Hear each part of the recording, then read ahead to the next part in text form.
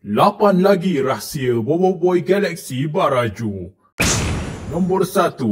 Dalam versi komik, Boboiboy dan rakan-rakan memakai pakaian lain sewaktu keberadaan mereka di planet Baraju.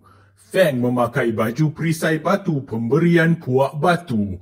Boboiboy Blaze, Gopal dan Yaya pula memakai pakaian iklim panas pemberian puak bara. Manakala Boboiboy Ice, Ying dan Kuali memakai pakaian sejuk yang tebal pemberian puak salju. Akan tetapi, versi animasi hanya menggunakan model 3D asal mereka tanpa perubahan.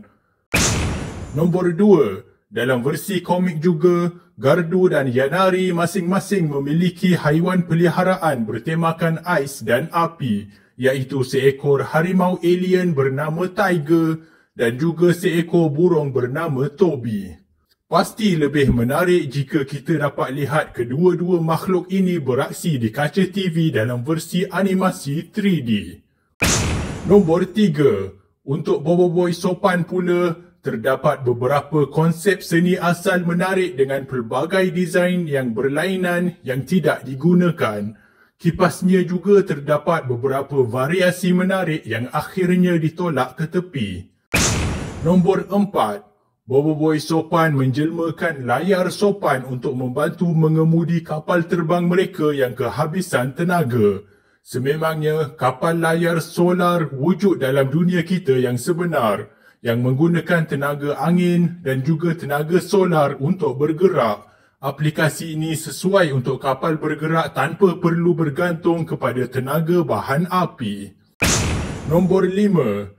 Fang sangat hebat dalam ark Baraju kali ini. Dia berjaya mengesan serangan robot penjahat sebelum robot tersebut bertindak lagi.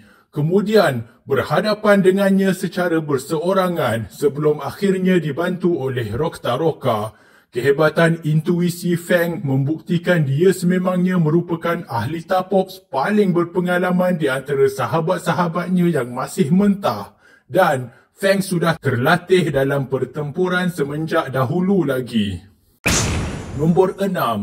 Fang juga banyak jasanya dalam ark Baraju kali ini. Dia berjaya membongkar perihal Mawais dan Pairapi yang sebenar.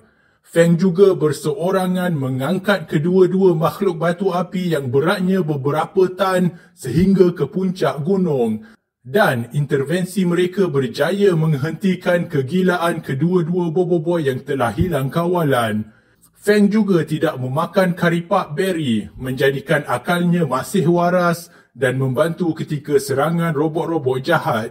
Dan kemudiannya mampu untuk membantu rakan-rakannya yang telah diracun buah berry. Fang perlu diberi penghargaan yang lebih. Nombor 7. Malangnya, Fang yang terlalu banyak menggunakan tenaganya akhirnya tidak mampu menjelmakan kuasa separa Garuda Bayang dengan sepenuhnya. Hasilnya adalah makhluk berkepak kecil seperti ayam. Ayam penyet masak. Kita memang tak pernah lihat Fang membuat ayam bayang, maka ini pun jadilah.